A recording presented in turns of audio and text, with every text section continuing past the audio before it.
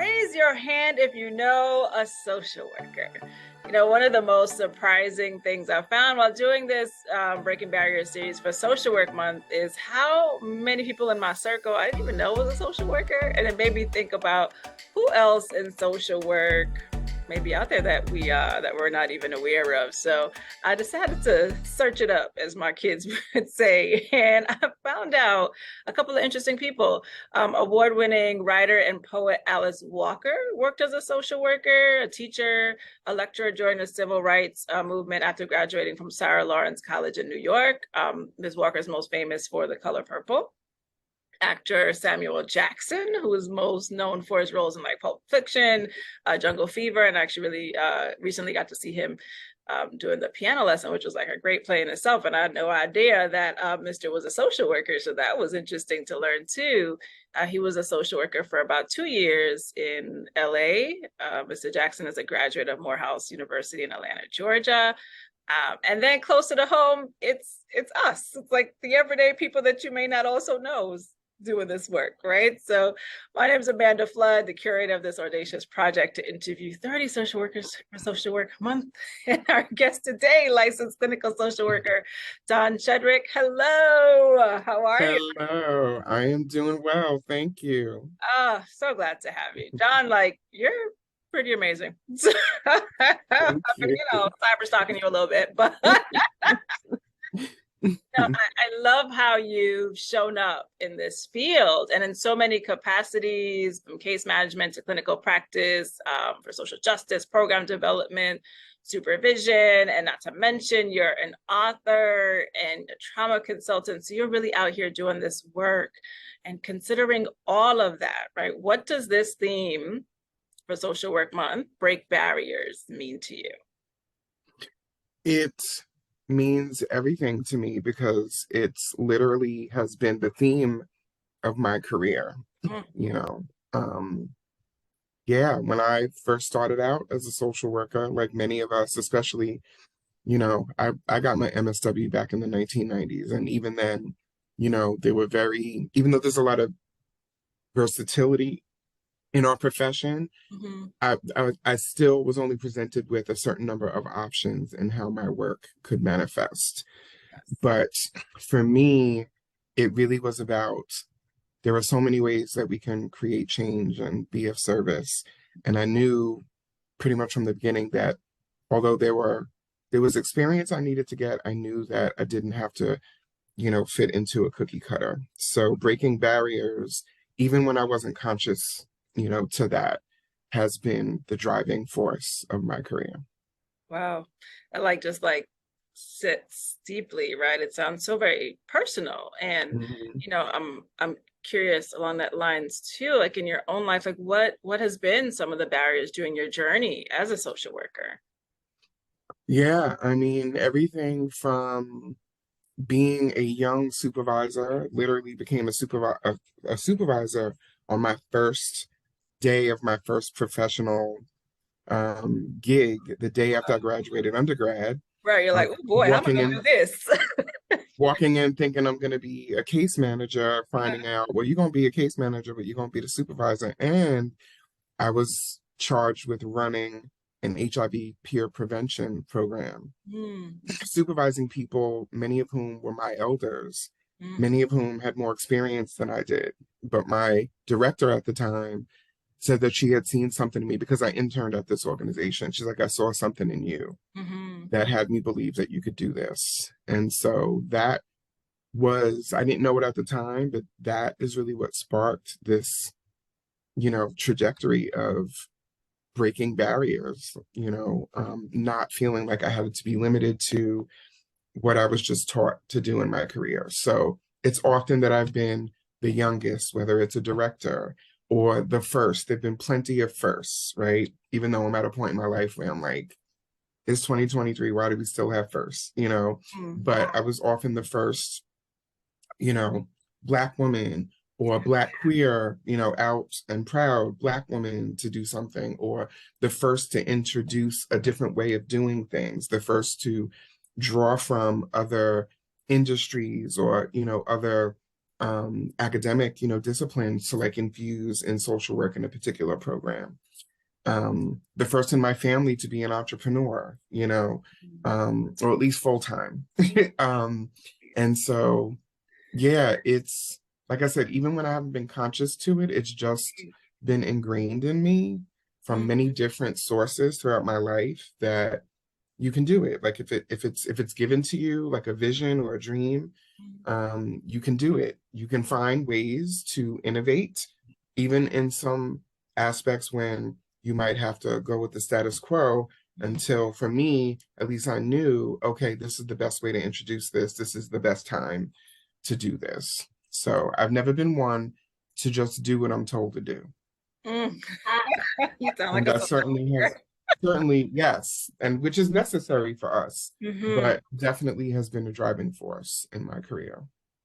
Wow. I mean, there's so much just richness in just about, I think, everything that you share. There's probably a little piece of something for everyone to pick up on, depending on where you are, in your journey in this profession, or I think just listening all together. In terms of what it took to be in that position, because sometimes things come to us and we resist it because just of our own fears, right? And whether it's about the fear or whether it's about the skills that's necessary to do this job well as a social worker, what would you say is essential? And if we don't have it, how do we develop it?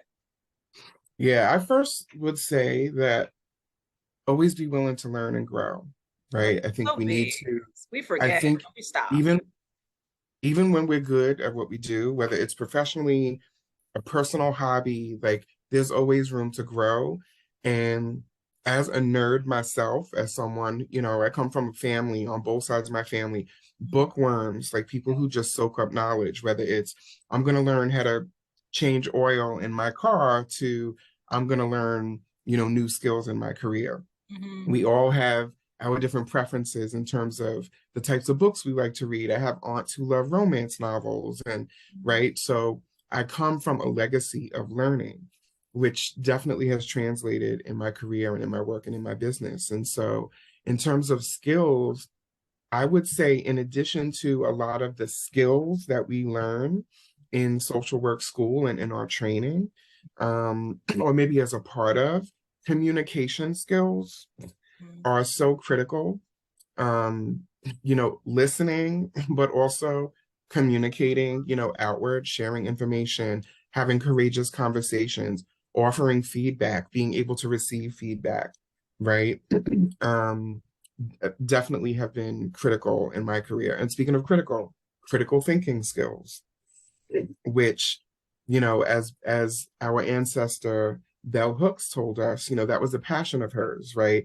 That it's unfortunate that in our educational systems, including post-secondary, that we are not taught and we're not encouraged to really hone our critical thinking skills. And I think as social workers, especially because of the vision and the mission of our profession, we need to be able to think critically, and we also need to be able to critically reflect on ourselves and how we're showing up, right? Or what we need as professionals and social workers. And so for any skills that we may need a little bit of work on, I know for me, even though we're now required to complete continuing education, and I'm not mad at that, because again, I love to learn. Right. I mean, there's aspects of it that I have issues with, but that's another conversation. But in terms of learning, I am also conscious of all of the ways that I get to learn. I learn from other people, other humans. I learn from the blogs that I read because I'm a blog nerd. I learn from conversations I see or engage in on social media or in real life with people. I learn from the magazines that I read because I actually still read hardcore, like hard copy magazines, right? In addition to the trainings and the retreats and the personal development work, it's just all learning. And I've come to appreciate that I can infuse all of that in my professional practice. Yeah, I And love that it's an ongoing thing. It's not that I just, yes, we have to track our 36 hours of CE hours, but I don't necessarily do that. It's like, okay, what is this going to teach me? I still have to make sure I get those 36 hours, but there's so much more than those 36 hours that Mm. I, you know, that I consciously, embrace as a means of just developing professionally and personally. I love that so much. I always tell my students at school that I teach at that, you're almost like graduating with this pretty toolbox, and now it's up to you to go kind of find some tools to put in it, right? So Mm-hmm. this idea of continuous learning is so important, and being willing to invest in that. I think we can get really comfortable and just I don't want to use the word give up, but we don't put that process behind learning and learning, whether it's from Mm-hmm. the folks that we're around or positioning ourselves to learn more and to push ourselves. And, I think at the end of the day, too, it becomes this exercise in developing ourselves, but then also how can we be better so that we can help our community better? We can serve at a higher Absolutely. level, right? And this is how we keep raising the bar for social work, too, as a profession, with just all this just excellence, right? Like we can do that. I'm not sure if we knew that before, but now Right. we can specialize in so much and just raise the bar and bring that level of equality, especially when it comes to us and other professions. Like we are right here with y'all. Like we don't just do A, like we're capable of doing like A through Z. Yep. Yeah. Absolutely. Like A through Z and whatever comes after Z, right? And We're about to create that. that's the beauty of the versatility of this profession. Like I've been able to do things that, that I never thought, that I would be able to do, or be in spaces that I never thought as a social worker would like be welcoming, or that would find value in what I had to offer, especially in terms of skills. Mm-hmm. And so we get to like really embrace as social workers, like if you are in a profession that is committed to creating change, there is a demand for that. Fortunately and unfortunately, there's a demand for that everywhere. So we get to be in corporate spaces. Yes. Yes, we get to be in the nonprofits, and ultimately, on a micro level, providing care and support like in communities. But Mm-hmm. we also like on a larger, like more macro level, like get to be in other spaces, especially like the seat of power. Like we get to Right. be in those spaces as well and Mm-hmm. show up just as we would if we are advocating for a family or, a small community. And I Mm-hmm. think I want more of us to understand that like we get to do that. Mm-hmm. And you like hit the nail on the head in terms of the need. The need is so drastic. I think especially coming out of this pandemic and everything that woke up within that season, where we almost have to get creative, or we're forced to get creative in how we address things, because like our old way of doing things, it isn't working, right? It isn't just about getting help within the community, or within Mm-hmm. a clinic, or whatever the community service may be. It's about how do we creatively push into other spaces, because it is just that big, right? And we can't wait for it to just be at a crisis level anymore. It's a crisis Mm-hmm. anyway. Right. So, yeah, Exactly. right. So how do we do that? And I love that we are talking about that, and we are trying to push these doors open. And I love that we have the opportunity to see ourselves at these different levels and working creatively. I think it's such an important message for us as social workers, and for everybody else out there watching too. Like, listen, you need a social worker at the table. Mm-hmm. Yeah. So Absolutely.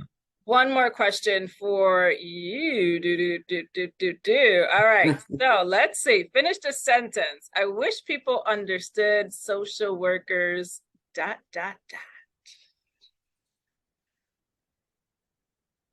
We, I believe, more than any other profession, if not most professions, have the capacity to literally, and I mean literally, create change and create a world that can work for all of us. I believe that. I feel like I can't, if I lose my passion for that, then I need to go be a cashier at the supermarket, which is a perfectly fine job, right? But I feel like not only do we as the social workers need to wholeheartedly believe that, Yeah. but the rest of the world needs to embrace that, and that we can lead and we can partner with folks to literally, on every level and in every way, create that world that works for all of us. Ah, beautiful. Dawn, thank you for saying yes to this conversation, and thank you for all the work that you do. I mean, we salute you and the work that you're doing for the advancement of our profession. So thank you. Thank you. Uh-huh. And to, everyone that's listening, I know you're going to find a piece of you in this conversation. And, I think if it's one small act that you can do, it might just be telling a social worker, thank you, right? And acknowledging that I didn't realize the capacity of how much that you do. Or at a minimum, just share the conversation. But either way, we thank all of you guys for celebrating with us. My name is Amanda Fludd, a proud social worker with another amazing social worker, Dawn Shedrick, and we'll see you guys soon for another day of Breaking Barriers. Thank you. And happy Social Work Month. Yes.